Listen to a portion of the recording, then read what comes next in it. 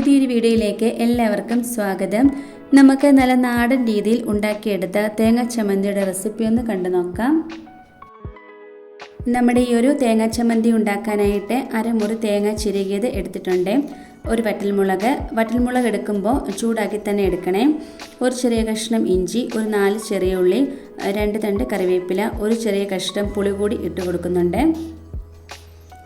ഞാനിപ്പോൾ ഇവിടെ ഒരു വറ്റൽമുളക് മാത്രമേ എടുത്തിട്ടുള്ളൂ, അതുകൊണ്ട് കുറച്ച് മുളക് പൊടിയും കൂടെ ചേർത്ത് കൊടുക്കുന്നുണ്ട്. ഒരു 1/2 ടേബിൾ സ്പൂൺ അളവിൽ മാത്രമേ മുളക് പൊടി ചേർത്ത് കൊടുക്കുന്നുള്ളൂ. കാശ്മീരി മുളക് പൊടിയാണ് ചേർത്ത് കൊടുക്കുന്നത്. നിങ്ങളുടെ ഇഷ്ടത്തിനനുസരിച്ച് മുളക് പൊടി ചേർത്ത് കൊടുക്കാം. ഇനി ഇതെല്ലാം ഒരു മിക്സിയുടെ ജാറിലേക്ക് ഇട്ട് കൊടുക്കാം.